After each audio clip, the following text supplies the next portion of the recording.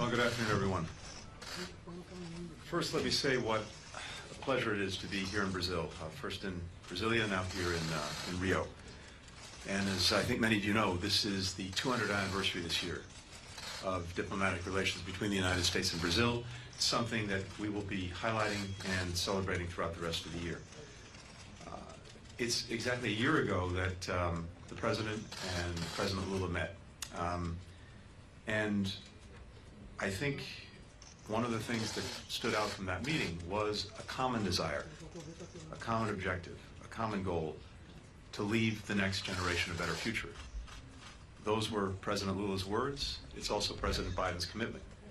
And I think what we're seeing in so many different areas is the United States and Brazil working closely together to do just that.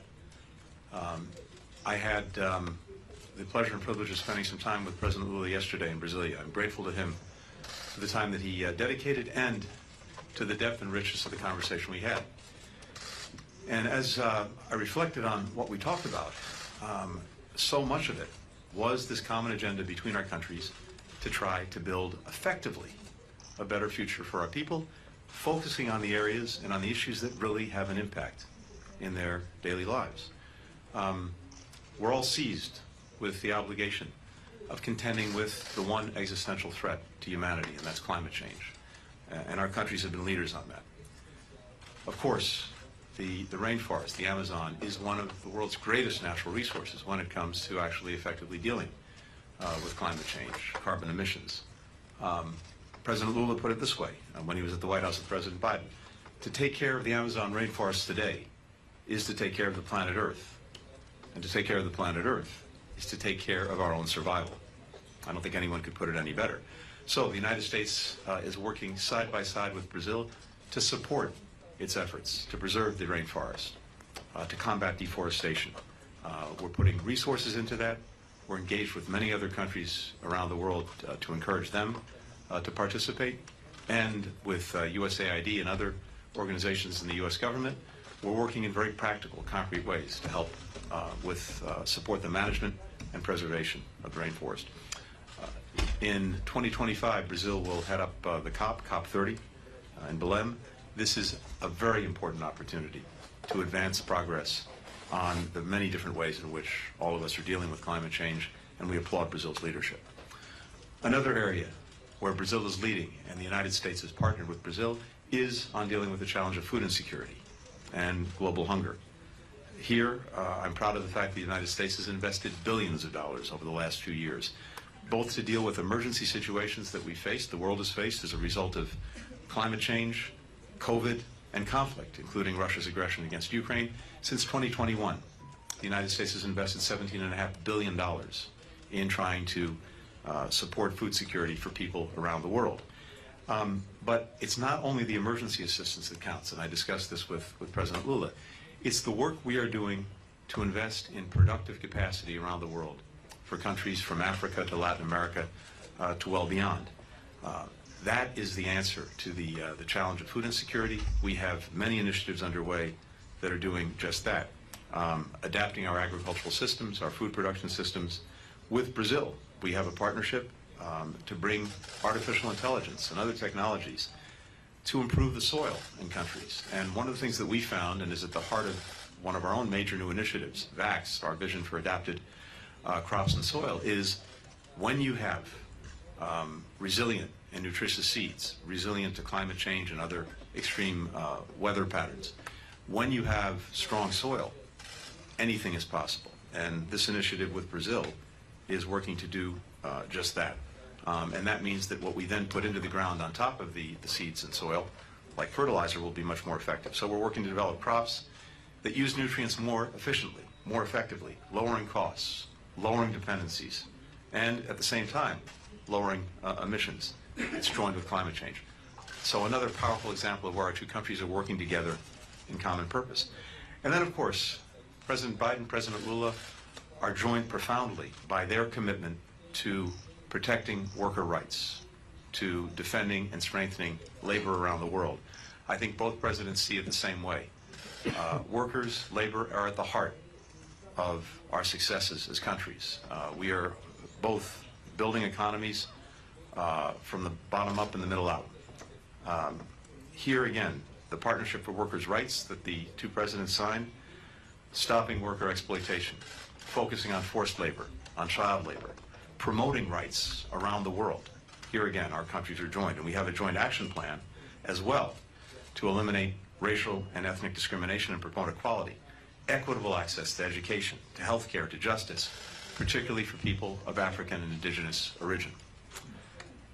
I mention all of this because it was really at the heart of the conversation that I had with President Lula yesterday, and aspects are also at the heart of the G20 agenda, which Brazil is leading. And the other main purpose of this visit was to take part in a meeting with the foreign ministers, led by Foreign Minister Vieira, to prepare the agenda for the leaders when they have the meeting of the G20 leadership toward the end of this year.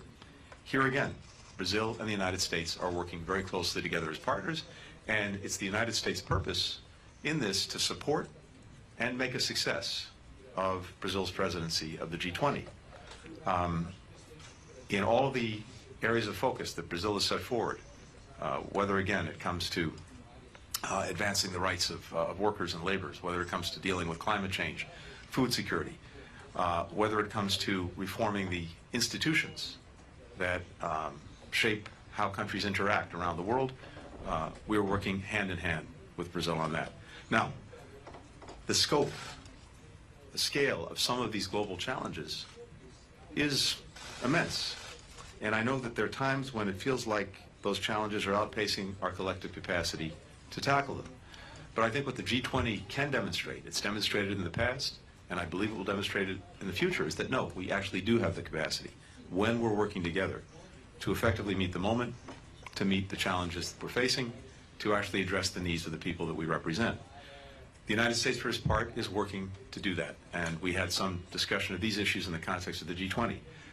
On Ukraine, there is a strong, palpable desire among virtually all of the G20 for the Russian aggression to end and for peace to prevail in a way that upholds the rights of Ukrainians to their freedom, to their future, to the territorial integrity of their country. And that was very clear in the meetings that we had over the last 2 days.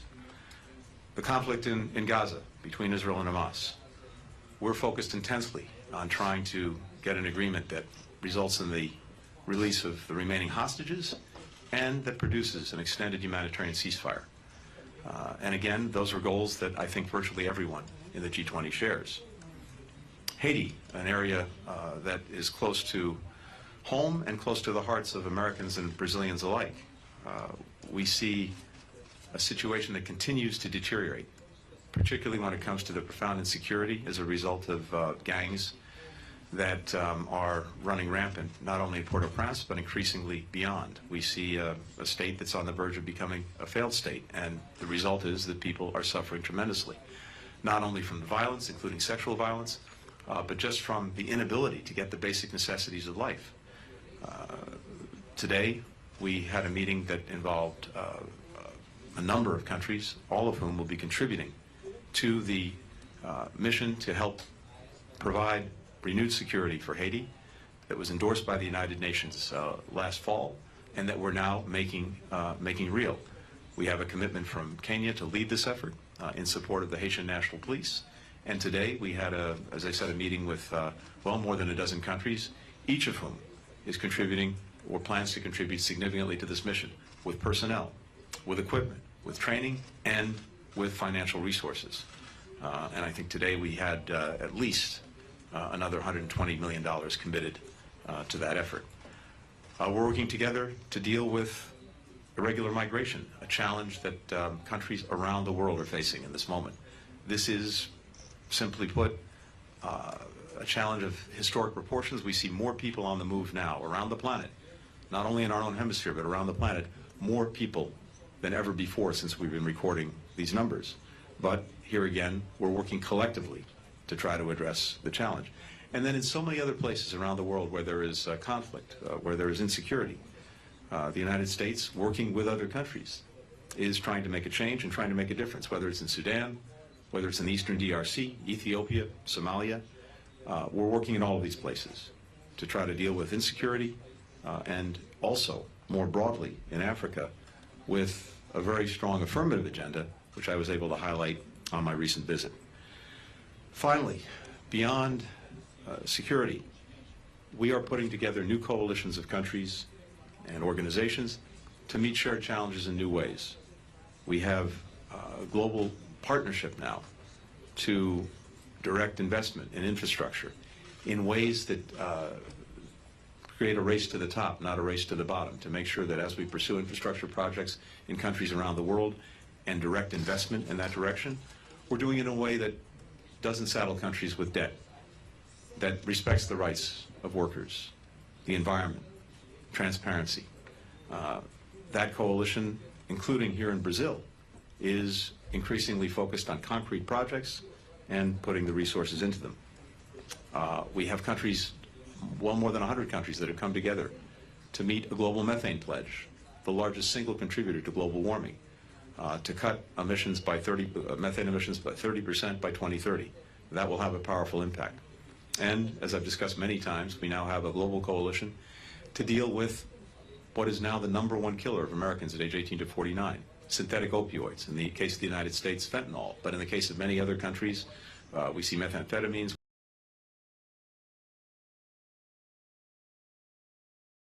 we see ketamine, we see tramadol. This is one of the new challenges that increasingly countries around the world are being attentive to because they need to be. And this was also a subject at the G20. Finally, even as we're trying to work on issues of peace and security, even as we're dealing with these broad transnational challenges that no one country can effectively deal with alone, we also have to be reinvesting in and updating the international institutions that bring us all together to deal with these challenges. That was the subject of today's session of the G20. We have to have institutions that are more reflective of the world as it is today, not the world as it was when these institutions were created, most of them 80 years ago. We have to have institutions that are more responsive and more effective in meeting the challenges of today. So the United States has been leading in these efforts too. We're leading the effort to expand the United Nations Security Council, both in terms of permanent and non-permanent members, so that it better reflects today's world, today's realities. We're looking and working to sharpen the UN's focus on the most critical emerging issues of the day and emerging opportunities, starting with artificial intelligence. The resolution that we have before the United Nations General Assembly is a way to set a foundation to make sure that artificial intelligence is used in a way that is safe, that's trustworthy, and that actually advances progress on issues that matter to people, including achieving the Sustainable Development Goals. We're working to make the international financial institutions more responsive, more effective, more efficient in ways that create access to capital for countries that need it, to concessional financing, and to dealing with the huge debt burdens that so many countries face. We're amplifying the voice of emerging markets and developing countries throughout these institutions.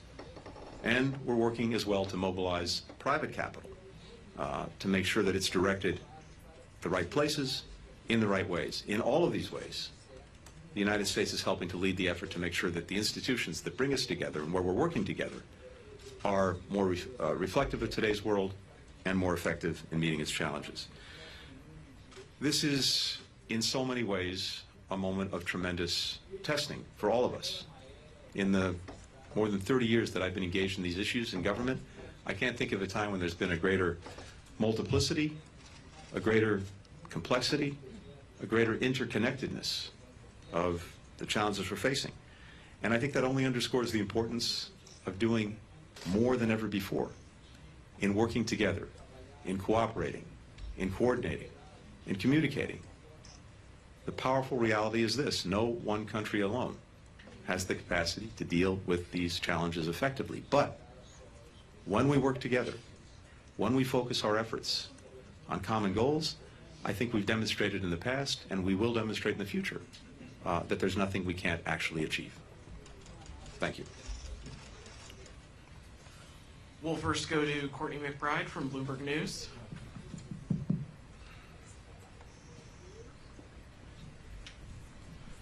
Courtney, I'm getting my pen out in case there are multiple questions. I'll try to keep it brief and onto one topic, Mr. Secretary, thanks. Despite the U.S. and other countries' efforts to isolate Russia, which yesterday you called the world's leading exporter of instability, it remains actively engaged on the global stage, including with Foreign Minister Lavrov's participation in this week's ministerial. So how does that fact complicate efforts to respond collectively to global challenges, and how did it affect this week's meetings? And then continuing on Russia, President Biden said that new sanctions are coming tomorrow in connection with the 2-year anniversary of the full-scale invasion of Ukraine, as well as the death of Alexei Navalny. The Kremlin reportedly has warned Navalny's widow not to return to Russia, and his mother is complaining that the Russian government is pressuring her into a secret burial.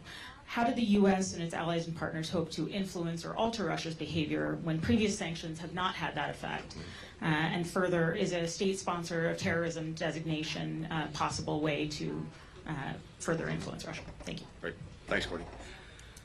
So first, I think, again, if you were in the room over the last 2 days, when it came to, for example, the discussions that we had about the Russian aggression against Ukraine, and not just against Ukraine, against the very principles that are at the heart of the international system that we were here to talk about and hopefully to strengthen.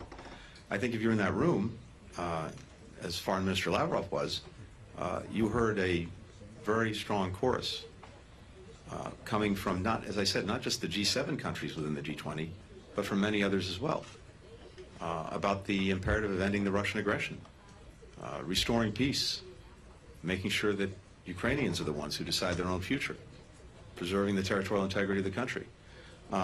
That's increasingly clear. So I think, in a sense, it's actually quite a useful reminder to Russia about what virtually the entire world thinks of this aggression and the strong desire to see it end. And again, there are 2 reasons for that. One is the fact that it's an aggression against the principles at the heart of the system. The other is that it's had consequences for countries and people around the world. Rising food prices, rising energy prices that have afflicted people largely because of this Russian aggression. Now, we've been able to address that in increasingly effective ways, including Ukraine, by pushing the Russian Navy back and getting access to the Black Sea again. Exports to the Black Sea from Ukraine now exceed what they were before the Russian aggression in February of 2022. But I think countries around the world are seeing the impact it's having on them, and it's another reason they want it to stop. In terms of new measures and additional sanctions, stay tuned. They will be forthcoming.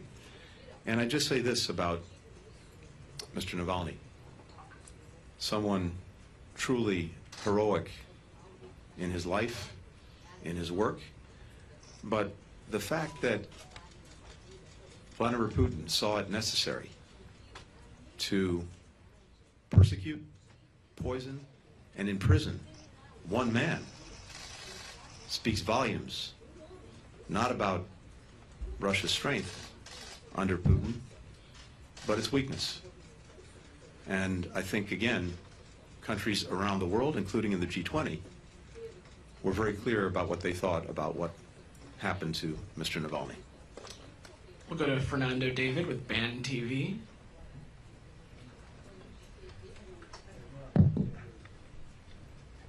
Hello, Mr. Secretary. It's a pleasure to have the opportunity of address you. Thank you. I'd like to ask you, what is your personal opinion, not the United States, but yours, Mr. Blinken, about President Lula's statement comparing the situation in Gaza with the Holocaust? And in addition, if you believe that this kind of statement could spoil, frustrate the Brazilian government plans of presented at these 2 days of G20, especially the deep changes proposed in the UN Security Council with the inclusion of another country such as Brazil. Thank you. Thank you very much. First, let me repeat something I said a few minutes ago. The quality of the conversation, the exchange with President Lula, I, on behalf of the United States, could not have been more pleased with. And I'm grateful to him for all of the time he dedicated to our meeting. but also, again, the substance of it. And as I said, we were focused almost entirely on the very important and powerful common agenda that the United States and Brazil share when it comes to the big challenges of our moment, and doing so in ways that improves the lives of people in Brazil, the United States, and around the world. That was almost the entirety of our conversation, and it's reflective of the fact that in so many ways the vision that President Lula brings is the same vision that President Biden has. And as a representative of President Biden, my purpose was really to continue to deepen that common approach and continue to look at practical ways we can advance it. Now, we also have differences on some issues in the way we approach them. And on this particular question, obviously the comparison of Gaza to the Holocaust, we profoundly disagree. But that's also something that friends do. We can have these disagreements, even profound disagreements on one particular issue, or I should say even an aspect of the issue, and still continue all of the vital work that we're doing together. And also, we're joined in having the shared objectives in this moment of getting hostages out, getting an extended humanitarian ceasefire in, along with more humanitarian assistance, and ending the conflict. That's a shared objective. So I think it's important to know that was the nature of our conversation, of our exchange, and we're committed. We remain committed to advancing our common agenda, both between the United States and Brazil directly, as well as through Brazil's leadership of the G20. We'll go to Simon Lewis with Reuters. Thank you. Secretary Blinken, I wanted to ask a little bit more on the Gaza question. Coming to the G20 meetings last year, you were able to kind of garner widespread support from members of the G20 with your position on Russia, even citing UN Charter principles that were being breached by the invasion of Ukraine. This year, we got most of the members of the G20, or many members of the G20 are calling for an immediate ceasefire in Gaza, in contradiction with your own position, highlighted by the fact that the US was forced to use a veto at the UN on that issue. So, comparing that last year to this year, is your support for Israel in its war leaving you isolated? Has it put you on the back foot? And in a related couple of points, there are continuing warnings over the humanitarian catastrophe in Gaza. Deconfliction issues and looting are meaning trucks getting aid in may get into Gaza, but they don't actually reach those in need. WFP has said it's suspending crucial food deliveries to the north of Gaza, and the UN assessment mission that you've spoken about hasn't gone ahead. What are you doing to address this dire situation? And can you say whether Israel is really doing all it can to cooperate with those efforts? Great. Thank you. Thanks, Simon. So, first, with regard to the UN Security Council resolution, it's important to start with this clear fact and proposition. That resolution would not, in and of itself, result in a ceasefire. The question before us is, what is the most effective way to move forward in a way that gets hostages out, gets an extended humanitarian ceasefire, and ultimately leads to the end of the conflict. And in our judgment, the best way to do that is to do exactly what we're doing right now, which is to work intensely on an agreement on the hostages. This is something I'm involved in virtually every single day, including here, alongside my colleagues, the CIA Director, Bill Burns, the White House Middle East Coordinator, Brett McGurk. We're in constant communication and working every aspect of this, because that is the quickest path, the most effective path to get to where everyone wants to go, including everyone at the G20. And as I said, the Security Council resolution in and of itself would not produce that. And indeed, the concern that we had with this particular resolution was twofold. One was the fact that it was actually silent as to hostages. Second, the timing of it was such that at the very moment when, again, the best path forward is to see if we can reach an agreement on the hostages, anything that might in any way undermine that, confuse that, disrupt that effort is simply counterproductive to what everyone wants to achieve. Now, in terms of what people want to achieve, actually, we all share the same goals. Everyone wants to see an end to this conflict as soon as possible.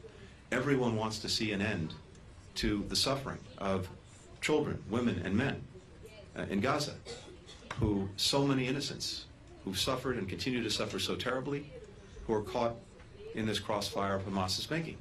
We all want to see that end as quickly as possible. And I think all of us are united in wanting to see, after Gaza, the path forward to a genuinely durable, sustainable peace, to make sure that this never happens again for Israelis and never happens again for Palestinians. So we're united in that. And again, in terms of some of the particulars, everyone supports trying to reach a hostage agreement.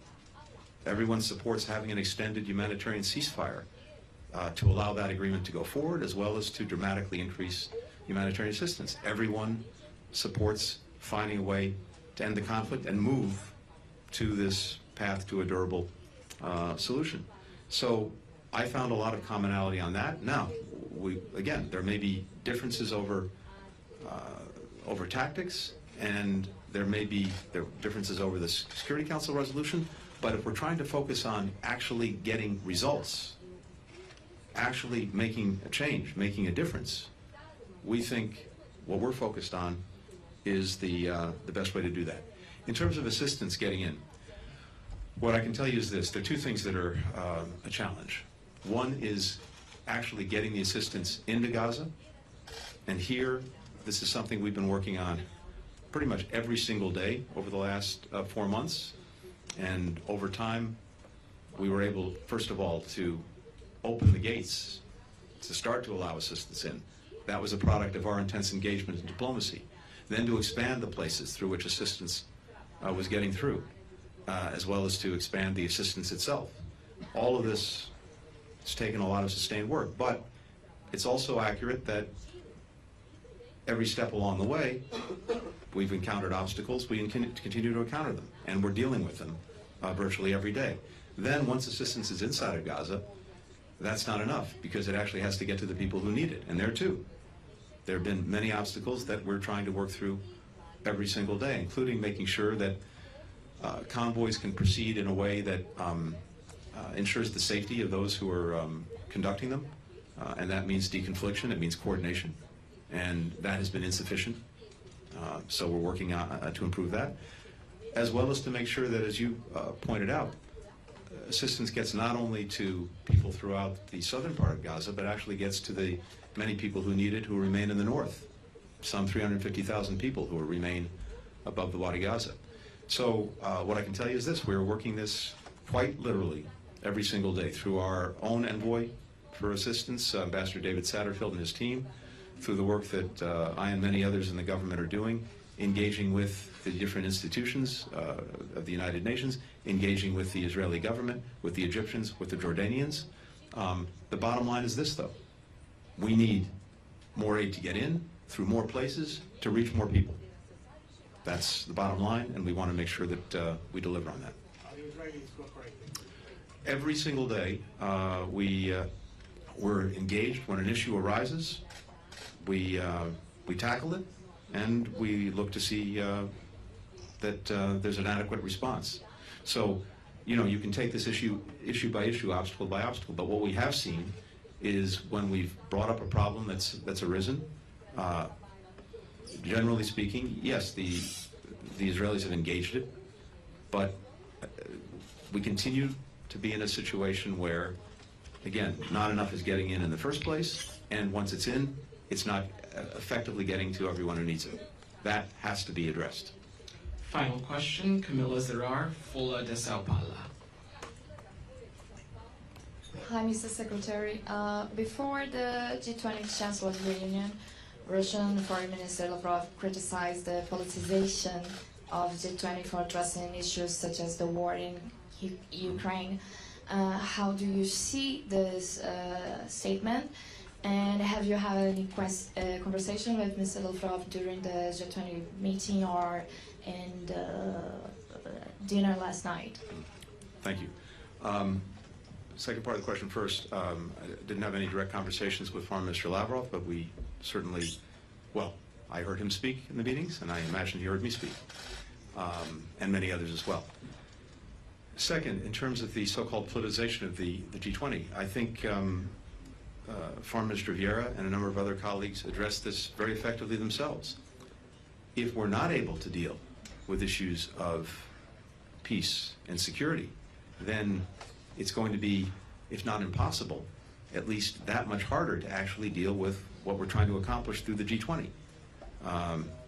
If you have conflict, if you have insecurity, then actually making progress on food security, on the energy transition, on dealing with climate change, on working to defend and uphold worker rights, that's either impossible or much more difficult. So it's very much within the province of the G20 to be talking about these issues and hopefully to find common ways forward. I think that's what the people that we represent expect of us. It's actually what pretty much people around the world expect of us, because the G20, even though it represents the world's 20 largest economies, is in many ways also representative of the entire global majority, even countries that are not at the G20 table, although we had a lot of invited countries to this session, and I applaud Brazil for doing that. So no, I think it's clear that this is not the politicization of the G20. On the contrary, we have a responsibility to try to come together, find a way forward on geopolitical issues that may be divisive, because if we don't do that, the entire rest of the agenda is going to be very, very difficult to achieve. Thanks, everybody. Thank you. Thank you.